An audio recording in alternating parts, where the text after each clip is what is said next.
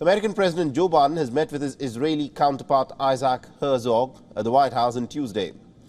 Biden highlighted the very close relationship that is shared between the two nations, but concerns were raised over Israel's controversial judicial overhaul, as well as the ongoing illegal settlement construction in Palestinian lands by the Israelis in the West Bank.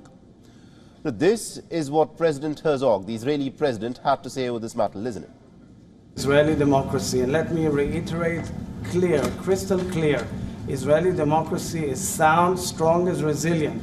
We are going through pains, we are going through heated debates, we are going through challenging moments, but I truly believe, and I will say to you, Mr. President, as I've said it as head of state to the people of Israel, we should always seek to find amicable consensus, and I agree with you on that. Now, among other issues that were discussed were concerns related to Iran. Biden highlighted Washington's determination to prevent Iran from ever getting a nuclear weapon. The two leaders also discussed Russia's growing military ties with Iran as well.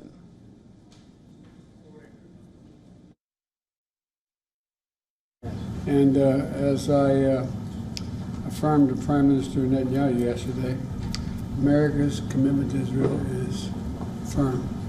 And it is ironclad, and we're committed as well.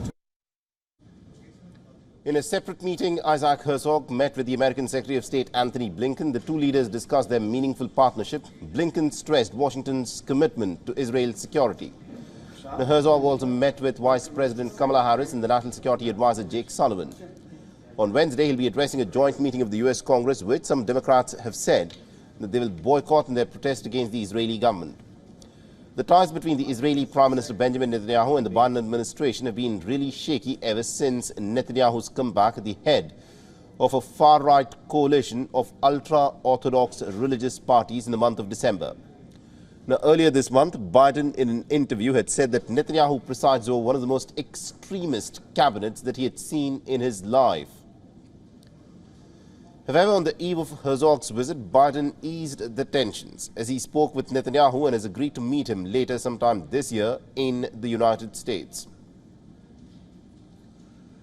Meanwhile, on Tuesday, the United States has blacklisted about 4 Europe-based and Israeli-owned surveillance firms. They are known for developing predator spyware, and this has allegedly been used by governments to hack into phones of activists and opponents across the world. The U.S. Department of Commerce has accused these firms of threatening the privacy and security of individuals and organizations worldwide. In the year 2021, the United States had put the Israeli firm NSO and another Israeli firm, Candairo, on the blacklist.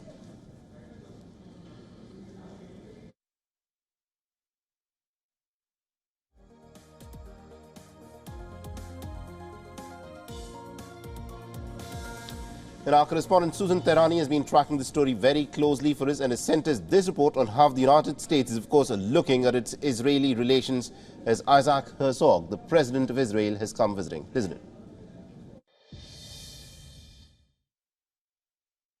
In a meeting with his Israeli counterpart, U.S. President Joe Biden, who has been calling the Israeli government extreme, tried to smooth things out, saying that the U.S.-Israeli alliance must continue, especially to prevent Iran from acquiring a nuclear weapon. But even so, officials in Washington now say Biden's late invitation to the Israeli Prime Minister Benjamin Netanyahu, who runs the government, may not necessarily be to the White House. During that meeting with the Israeli president, President Biden received a response to his comments indirectly, where the Israeli president said that the process of democracy in his country is alive and well. Meanwhile, the president and the Democrats are facing their own set of challenges here in Washington, as Congresswoman Pramila Jayapal called Israel a racist state.